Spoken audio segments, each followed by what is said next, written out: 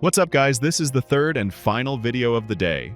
I feel like Goku right now, going even further beyond just to push out this last one.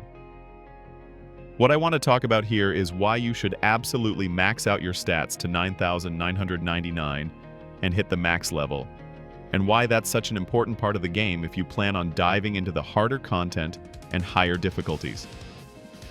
So first off, when I first heard about this game, I was told it was going to be more in line with Digimon Dawn and Dusk for the Nintendo DS. I don't know if any of you played those, but they were infamous for having insane endgame difficulty. In those games, having your stats maxed out wasn't just something cool to flex. It was pretty much mandatory if you wanted to stand a chance. I loved that about them, so when I learned this game might have a similar structure, I was immediately hooked. Now let's be real. The early game is never going to push you that hard. Up until New Game Plus, everything is pretty easy and forgiving. The real test begins after that. From New Game Plus and beyond, bosses start showing their true power. And I don't just mean they hit harder. They actually come in with stats that are maxed out to 9,999 across the board. That's right. Bosses are on the same playing field as your Digimon if you choose to max out, which is wild. A lucky player got access to the game early and shared screenshots that confirmed this, so we know it's legit. To me, that's incredibly exciting, because strong bosses mean more strategy, more testing, and more of that satisfying back and forth in battles. But here's the kicker. Leveling isn't just some optional grind, it actually matters way more than you'd think.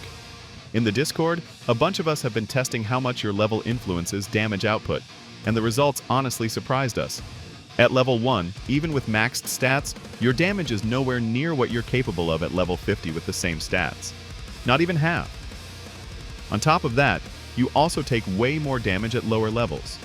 So it's not just about maxing your stats to 9,999. Your Digimon's level itself makes a huge difference in both how much punishment you can deal out and how much you can withstand. We also have access to the actual damage calculation formula, which I showed in a previous video. It's on screen right now for those of you who want to study it. Using that formula, we can see what happens when you go up against a Digimon with maximum defense while you've got maximum attack. Keep in mind, bosses don't just hit hard, they also have massive health pools that reach into the hundreds of thousands. That's terrifying when you think about it. Shout out to Super Skits, by the way, for helping me crunch all the numbers on this. And while I can't fully confirm this part, a reliable source told me that some bosses even have built-in damage reduction. Chaos Drummon, for example, is said to have 50% damage reduction. Now, I haven't personally proven this yet, but we do know that damage reduction skills exist in the game because we've already seen one. So it's not far-fetched to think that bosses might have passive reductions stacked on top of their raw stats. When you put all of this together, it becomes really clear why maxing out both level and stats is so important. If you walk into these fights half prepared, you're done. Imagine trying to bring down a boss with hundreds of thousands of HP, capped stats, and maybe even damage reduction while your Digimon aren't at their best. That's like showing up to a marathon in flip-flops. You're going to get wrecked, couch potato Ed Boy style, running like the son of a shepherd in July. Now I might be hyping it up a bit, but there's another key part to surviving these fights, and that's debuffs. Don't underestimate how important they are. Poison, for example, is going to be clutch in wearing bosses down. Debuffing enemy stats can swing a fight in your favor. And honestly, learning which effects are most effective is something you're really going to want to commit to memory.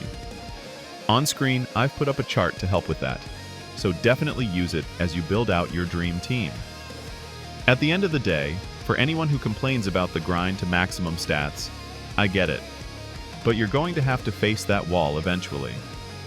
You can absolutely enjoy the game at your own pace. No one's saying you have to min-max from the start, but the reality is that the higher level content is tuned around players hitting those caps. That's just the way it is.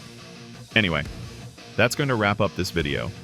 3 uploads in a single day was pretty brutal, so I'm calling it here. My last upload before the game drops will be tomorrow, and I'm planning to make a full compilation of every piece of info I think you'll want to know.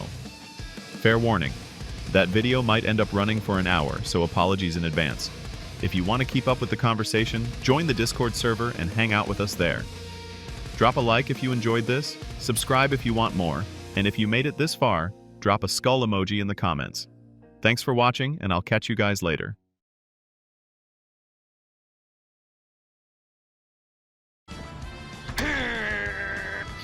This is my normal state. Alright. And this is a state that is going just a second above it, what is known as an ascended Saiyan. Or, for short, you could just call this Super Saiyan 2. He's really doing this. And this is to my go God. even further beyond! Oh no!